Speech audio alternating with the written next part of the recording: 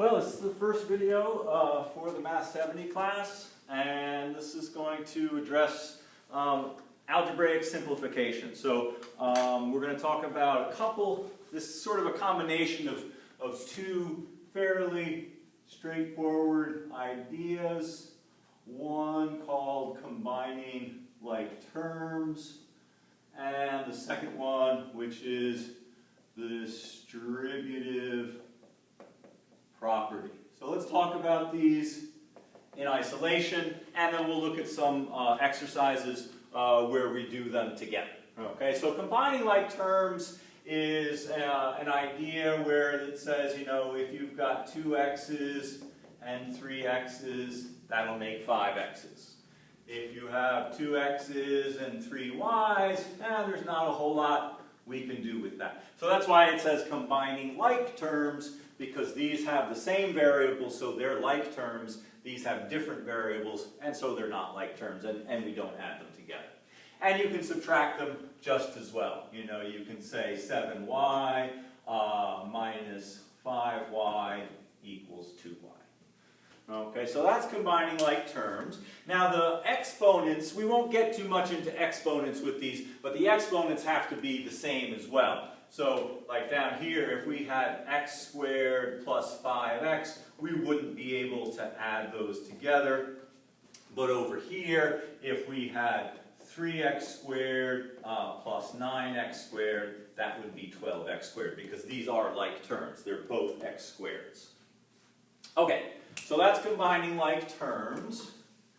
Now the distributive property says that if you have a number that's being multiplied by things that are being added or subtracted, like let's say we could say x minus 7, then the idea is that you want to distribute this multiplication of the 3 into the parentheses. So you would do 3 times x is 3x, and 3 times minus 7 would be minus 21. So this is 3x minus 21.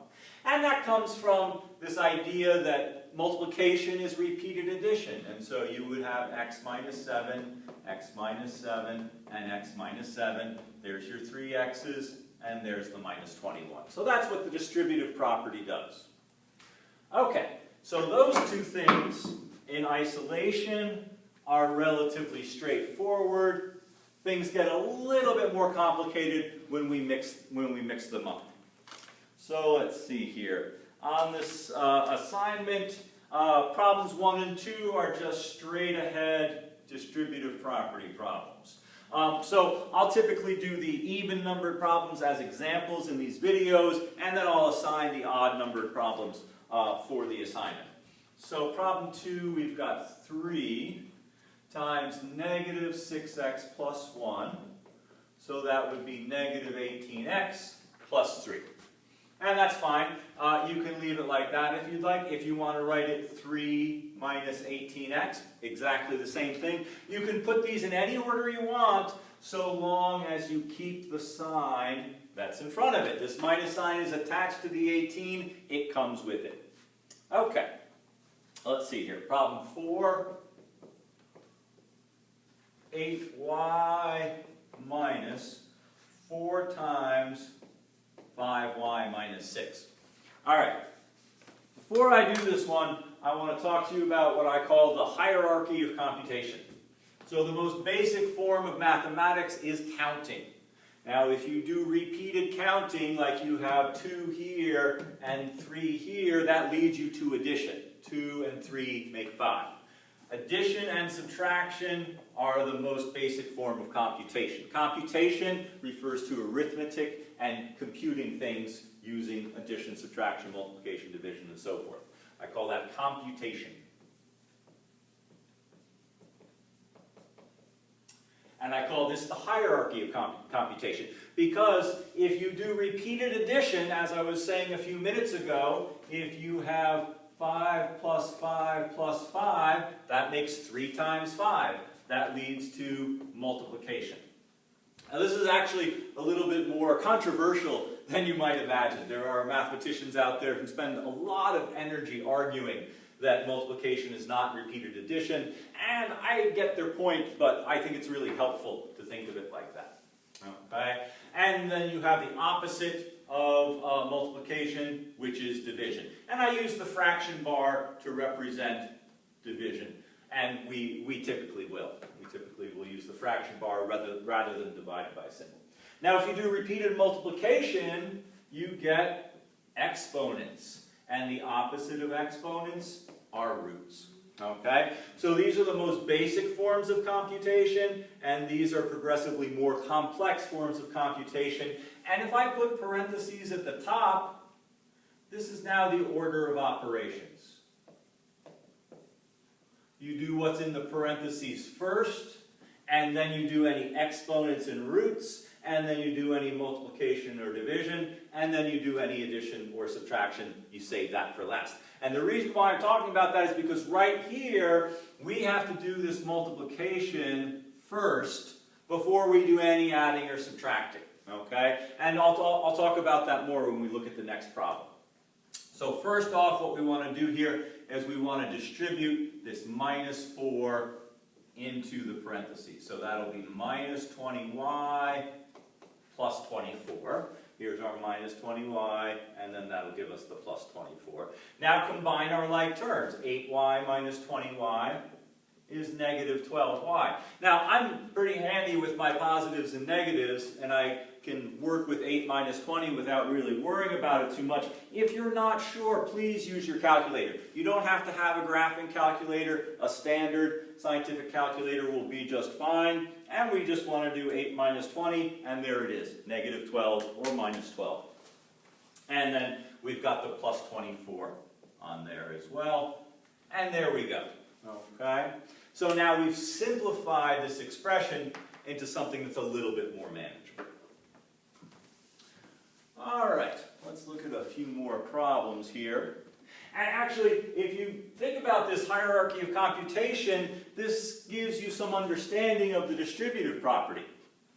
Because of the relationship between addition and multiplication, that means you can distribute multiplication over addition and subtraction. When we get into talking about exponents more later in the term, you'll see that you can distribute exponents over multiplication and division because of the relationship between these two operations. But, and this is a huge issue, it's probably the most common mistake in algebra, is that people try to distribute an exponent over addition and subtraction. It doesn't work. Okay? We'll talk about that more later on.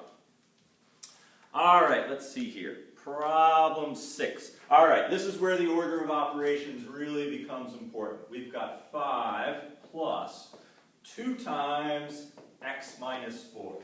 So here's the big issue, is do we do the multiplication first, or do we do this adding first and say 5 plus 2 is 7? Well, we need to work down from the most complex to the least complex. We do addition and subtraction very last. Okay, so we've got to do this multiplication. We have to distribute this 2 into the parentheses. The 5 stays where it is, and we get 2x minus 8. And then 5 and the minus 8 together make negative 3. And there it is, 2x minus 3. All right. Let's see what else we've got here. Problem 8 is very much like problem 6. We've got 3 plus 7 times a plus 5. And so again, you don't want to say 3 plus 7 is 10. You've got to do this multiplying first. Distribute the 7 into the parentheses. Leave the 3 alone. Let's see. 7a plus 35. And so in the end, we'll have 7a plus 38. All right, let's see here. Now, problem 10 is a little bit more complicated. Let's see, negative 3 times 7x plus y minus 2 times 10y minus x. All right, make some space here. So, we want to distribute first here and here. So this will be negative 21x minus 3y. And then here we'll get negative 20y. And don't forget, if you do negative times negative, that's going to be a positive 2x. All right, so positive 2x, negative 21x, they're like terms, and they make negative 19x. And again, if you're not sure, use the calculator. All right, I think it's really helpful to use the calculator while you're thinking about these integers, the positives and negatives. Here, negative 3 and negative 20 makes negative 23y. And so we end up with negative 19x minus 23y. Okay, let's see here. The next couple of problems are very much like that. Let's see, 12. We've got 4 times 2x plus y plus 3 times x minus 5y. So, let's see, we'll have 8x plus 4y plus 3x minus 15y. So 8x and 3x make 11x, and then 4y and negative 15y, that's going to be negative 11y. So we get 11x minus 11y.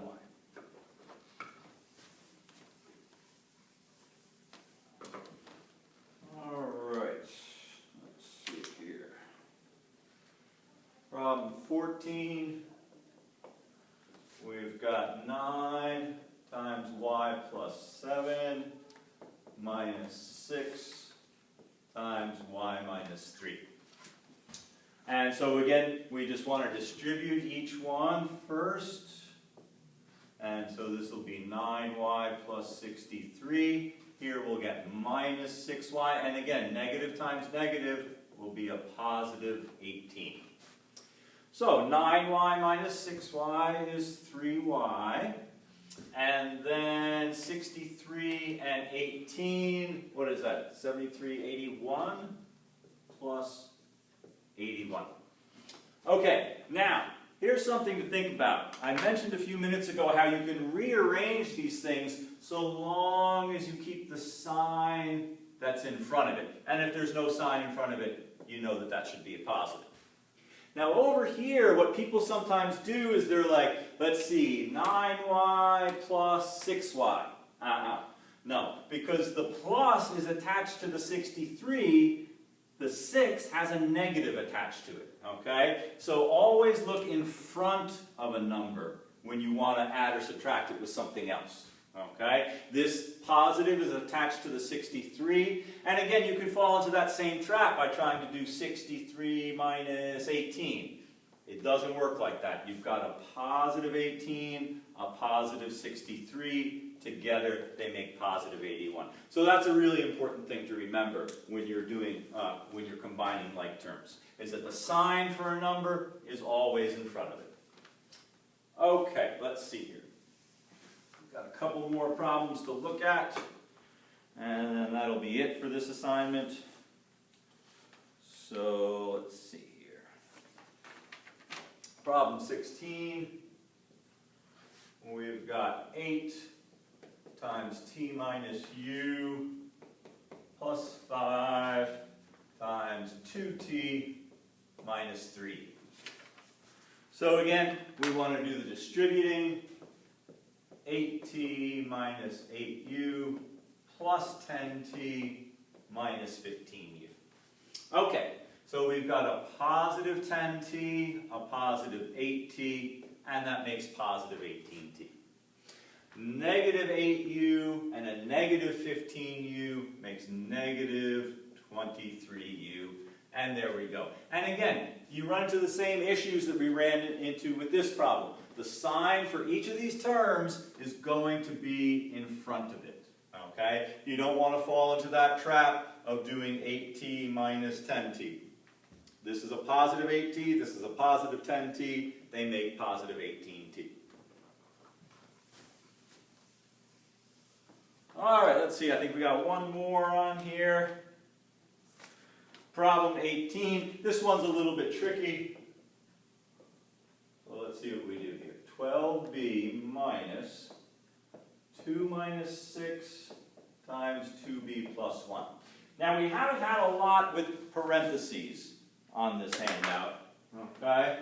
But you really should simplify inside the parentheses before you move on and do something else. I'm confusing myself because this looks like 126, but it's 12b. There we go. Okay, so in problem 18, we need to simplify those parentheses first. Okay, and you want to go to the innermost parentheses. Now sometimes people say, what's the difference between brackets and parentheses, the square ones and the curved ones? Why are they different? No difference at all. Okay, their shape is different to try to draw your attention to where one opens and where one closes. So they're just trying to make them distinct from each other, but they play exactly the same role. Okay, but the idea is we want to start with the innermost parentheses, simplify that first, and keep working your way out until there's nothing left but adding and subtracting the like terms. Okay, so we want to simplify this parentheses first.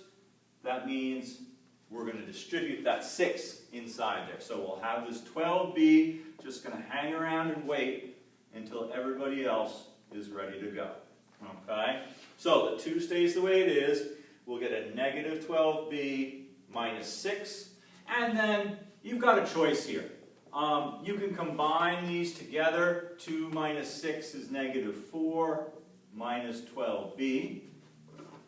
I'll go back and talk about another way to approach that at that step. Now, this negative sign right here, this is like a negative 1, and it needs to get distributed into those brackets.